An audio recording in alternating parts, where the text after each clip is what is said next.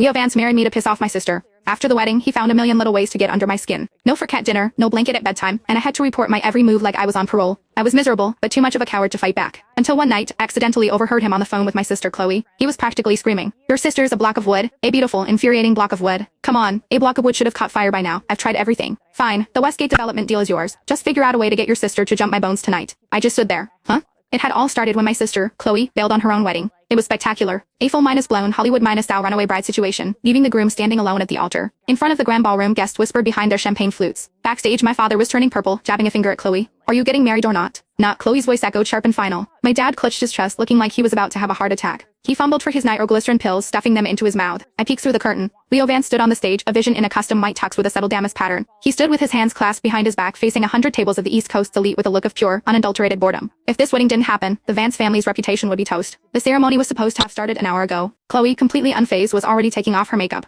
Everyone was talking at once, trying to reason with her. "This merger has been in the works for months, why back out now? You can't just call it off. What about our family's company, the Jennings Corporation? Leo Vance holds a grudge. He'll ruin you. Think about the family, Chloe, not just yourself. Chloe Jennings, aren't you scared?" My sister just scoffed and rolled her eyes, continuing to wipe off her foundation with a vengeance. I was in awe. That was my sister, all right. If it were me, the family coward, it'd have just nodded meekly and walked down the aisle. Speaking of which, was that makeup remover irritating her skin? Her face was getting all red. I should probably run to CVS and get her something better. The moment I stood up, my dad's desperate gaze landed on me. "If you won't marry him, are we supposed to send your space minus cadet sister out there?" Chloe stopped cold. She stood up, her perfectly sculpted brows knitted together, hands on her hips. "Who are you calling a space cadet? My sister is more than good enough for him, Claire." I flinched. "Here, marry him." "What? Me?" The room went silent for a second. It was like they all suddenly realized that my sister and I were identical twins with faces about 80% the same. It was their life raft. They practically ripped the Vera Wang gown off Chloe and stuffed me into it. A frantic 5-minute makeup job later, I was pushed onto the stage. My brain basically blew minus screened. I stood at the entrance, clinging to my dad's arm, the efficient's words turning into meaningless noise. Then I saw Leo. His eyes lit up, and the first genuine smile of the evening spread across his face.